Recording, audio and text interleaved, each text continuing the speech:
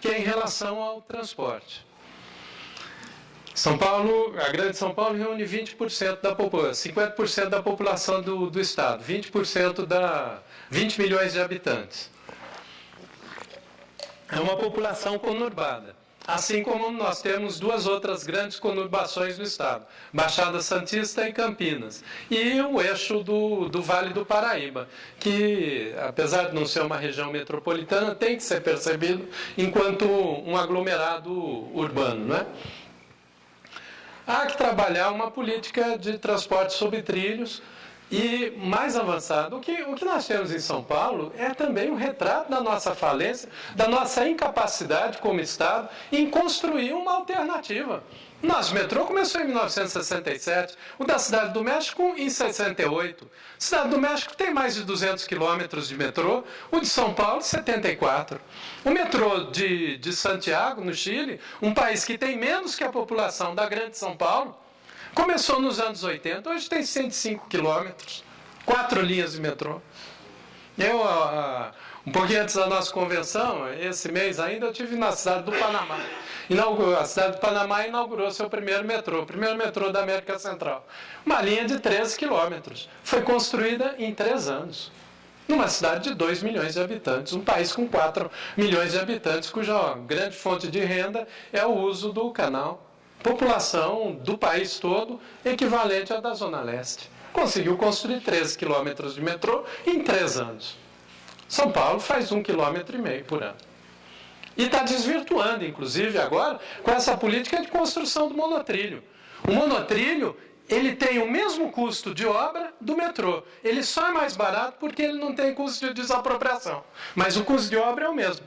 Com uma diferença, ele transporta 1/3, ele tem 1/3 da capacidade do metrô. E o que está se fazendo no monotrilho para a cidade de Tiradentes é de um desrespeito absoluto com a população da cidade de Tiradentes. 300 mil habitantes, a 22 quilômetros do centro de São Paulo, serão transportados no monotrilho que vai com capacidade para 300 pessoas. Agora, eu li que o governo do estado está pensando em criar um mecanismo para dobrar essa capacidade, ou seja, ele vai ser inaugurado, ocioso, trabalhando além do limite. Desrespeito total com essa população. Como é um desrespeito total também com a população do Campo Limpo e Capão Redondo, com a linha Lilás, que foi inaugurada há 15 anos e ela não é interligada com a rede de metrô. É um verdadeiro estelionato que se pratica com a população da Zona Sul. Todos nós, a gente vai sair daqui, da sede da rede, eu pego o metrô aqui na Liberdade e posso me interligar nas várias linhas. E pago R$3 por isso. O cidadão do Capão Redondo, do Campo Limpo, ele tem que parar agora uma linha além da praça do Largo 13.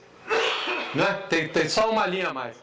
No mínimo, e aliás, como medida de respeito à população, o governo do estado tem que ir, no primeiro dia do governo PSB-Rede, nós vamos ter que criar uma linha de ônibus expressa, sem custo, interligando o Largo 13 até a Estação Santa Cruz e a Vila Mariana, permitindo que esse cidadão que usa o metrô nessas áreas também possa fazer a interconexão. É um mecanismo de interligação do transporte regional. Agora, o bilhete único mensal, que é até uma boa ideia do prefeito Haddad, ele só chegou a 4% da meta. Não sei se vocês viram. Saiu hoje isso, né? Ou seja, por quê? Porque ele não é interligado. A gente tem que ter um bilhete único metropolitano, interligado. Mas para fazer isso, a gestão do transporte tem que ser metropolitana. Por que não abrir o capital do metrô, não para iniciativa privada, não é isso não. Abrir o capital em consórcio com a União e com o município de São Paulo e mesmo outros municípios da Grande São Paulo. Isso daria um novo aporte de recursos, permitiria, inclusive, uma discussão interligada de política, de mobilidade urbana em São Paulo, e devíamos fazer um metropolitano também na Baixada, interligando Santos a Piruíbe, é tranquilo. Eu, quando era criança, passava as férias em Mongaguá, Eu ia de trem com a minha avó ali, também ficava em Cidade Oceânica, que tinha umas colônias de férias ali, de ferroviário e tudo mais. Pegava o trem e ia até Santos. Ela, inclusive, não demanda grande obra, não existe isso. Deveríamos fazer um transporte sobre trilhos de Jacareí até Pindamonhangaba, que também não é uma obra complicada, porque está no vale, uma área plana, retificada, também daria para fazer, e o mesmo na região metropolitana de Campinas. Mesmo na política de trens, né? Nós temos que ter uma efetiva política de trens no Estado. Uma coisa é o trem metropolitano, que seria para a região de Campinas, para o Vale do Paraíba, para a Baixada, a integração aqui em São Paulo, rever, em negociação com a Prefeitura de São Paulo, sair de corredor de ônibus para VLT, que é o bonde, talvez tenha mais eficiência, a gente fazer isso negociado, por isso que propunha que a Prefeitura de São Paulo fosse acionista do metrô também, assim como a União. Porque a União fala, o governo federal fala que dá dinheiro para o metrô, ele não dá dinheiro nenhum, ele empresta. Então, não é assim que deve ser feito, então tem que ser incorporado. Mas, mesmo na política de trens, é para produzir o trem aqui. Há 100 e poucos anos, a Companhia Mujana, a fábrica era em Campinas, até no bairro que eu nasci, que é a Avenida Industrial, ela produzia locomotiva. Eu tenho uma foto de 1905, fazia locomotiva.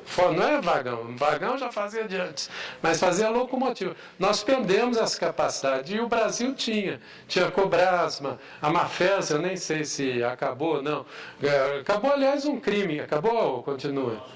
Vai continuar, mas bem deteriorada. Olha o crime que o governo do Estado fez com aquela doação dos trens espanhóis, vocês lembram? Foi no começo do governo Covas, nem sei se esses trens funcionam ainda. Aí era a doação do trem espanhol, mas tinha que ser reformado na Espanha. Deram uma sucata e o Brasil e o governo de São Paulo pagou $2 milhões por cada trem, cada locomotiva para reformar, fora transporte. E matou a indústria local, matou emprego aqui, então a gente vai ter que trabalhar. Hoje fica nesse acordo de OMS, né, Organização Mundial de Comércio, que você tem que estar completamente aberto. Não, até pela agenda do milênio, pela agenda da sustentabilidade, a gente vai ter que colocar a questão do carbono. Então a gente quer produção local, quer circular menos energia para transportar um produto, uma produção, gerar mais emprego. Então, o Estado de São Paulo, ele tem esse papel.